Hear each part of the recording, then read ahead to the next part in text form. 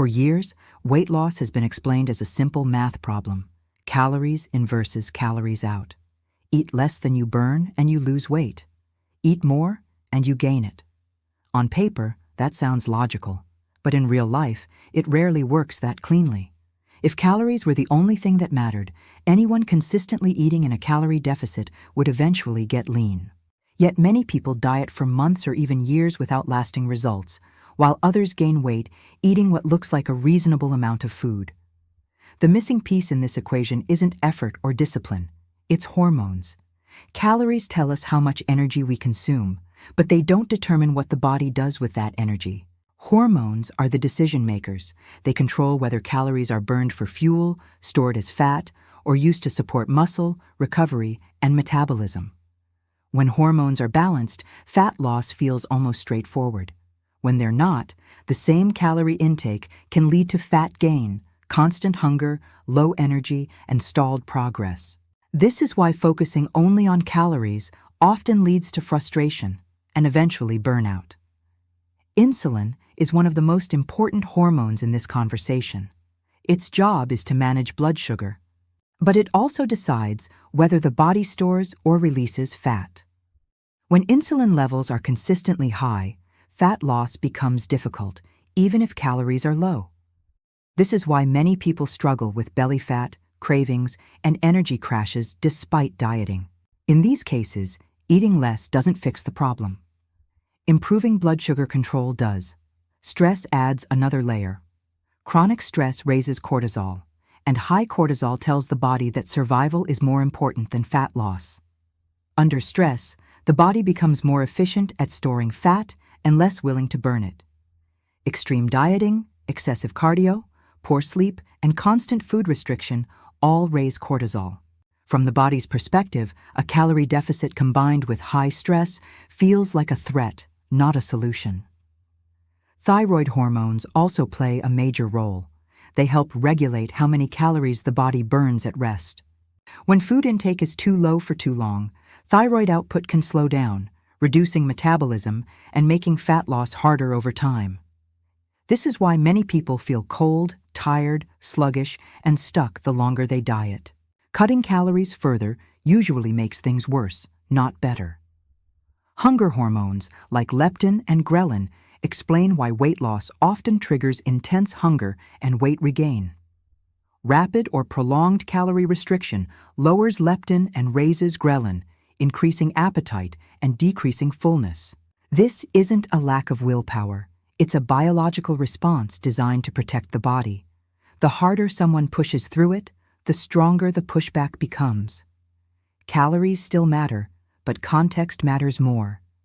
A calorie deficit created in a well-fed, low-stress, hormonally supported body produces a completely different result than the same deficit created through chronic restriction and exhaustion. This is why some people actually lose fat when they eat more, because their hormonal environment improves. Sustainable weight loss isn't about ignoring calories, but it isn't about obsessing over them either. It's about creating the internal conditions where the body is willing to let go of fat. When hormones are supported, hunger stabilizes, energy improves, and weight regulation stops feeling like a constant fight. At that point, the body becomes cooperative instead of resistant, and fat loss becomes something that happens naturally rather than something that has to be forced.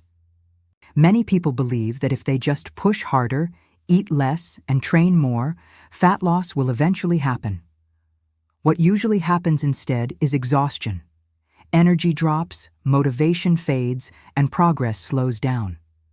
This isn't because the body is weak, but because it's adaptive. When food intake stays low for too long, the body shifts into conservation mode. It starts burning fewer calories, increasing hunger signals, and holding onto fat as a protective response. One of the biggest reasons weight loss feels harder over time is muscle loss. When calories are cut too aggressively, the body doesn't just lose fat, it also breaks down muscle for energy. With less muscle, the metabolism slows, meaning fewer calories are burned at rest. This creates a situation where someone is eating very little but still not losing weight, which is both frustrating and confusing. Cardio is often seen as the solution to this problem, But excessive cardio can make things worse. Long hours of intense cardio raise stress hormones and increase fatigue. Without proper recovery and nutrition, the body interprets this as another stress signal and becomes even more resistant to fat loss. This is why some people do more cardio, eat less, and still see no change on the scale. Food quality also plays a huge role in how the body responds to calories. Highly processed foods can spike blood sugar, disrupt hunger signals, and increase cravings, even when calorie intake looks controlled. Whole foods that contain protein, fiber, and micronutrients help regulate hormones and make appetite easier to manage. Two diets with the same calories can lead to very different results depending on food quality. Sleep is another factor that often gets ignored. Poor sleep increases hunger, reduces insulin sensitivity, and raises cortisol. When sleep is consistently lacking, fat loss becomes an uphill battle no matter how well calories are controlled. The body simply doesn't function optimally when it's under-rested. The real goal of sustainable fat loss isn't to eat as little as possible or burn as many calories as possible. It's to create an internal environment where the body feels safe enough to release fat. When stress is managed, nutrition is adequate, and hormones are supported. Weight loss stops feeling like a constant fight and starts to happen more naturally.